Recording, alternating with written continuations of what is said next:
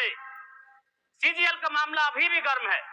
यदि सरकार को लग रहा है वो सच्चे हैं तो सांच को आज क्या करा लीजिए जांच, सांच को आज क्या करा लीजिए जांच।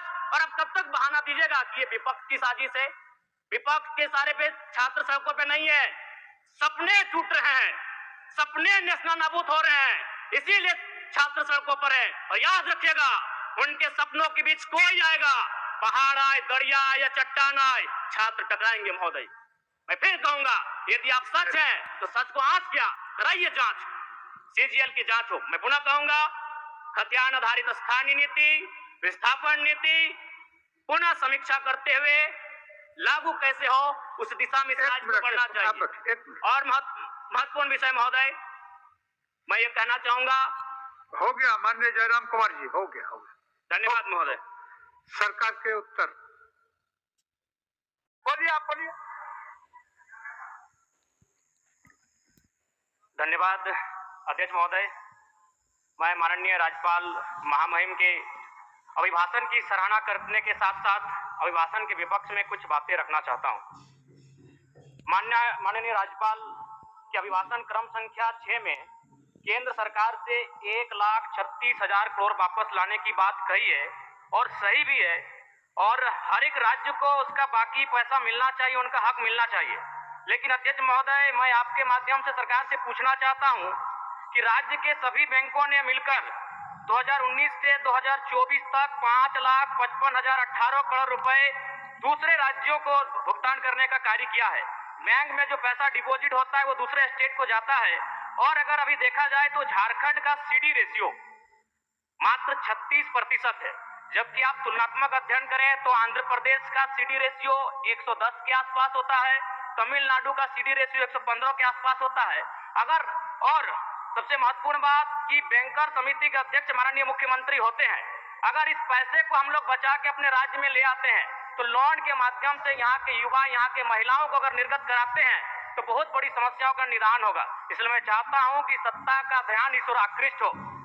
मैं आगे अध्यक्ष महोदय, राज्यपाल महोदय ने अपने अभिभाषण में शहीदों का जिक्र किया, शहीदों के विचारों को आत्मसात करने का जिक्र किया, लेकिन मैं कहना चाहता हूं कि शहीदों के उन्हें माला चढ़ाना, उनके विचारों को आत्मसात करने से कहीं ज्यादा जरूरी है शहीदों को सम्मान देना।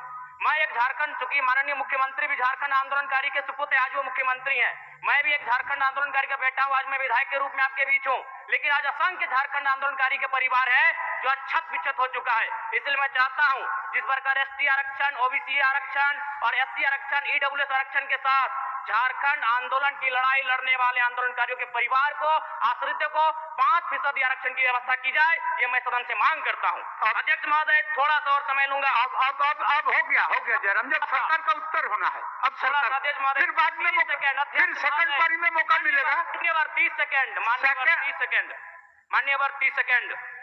चलिए बोल लीजिए।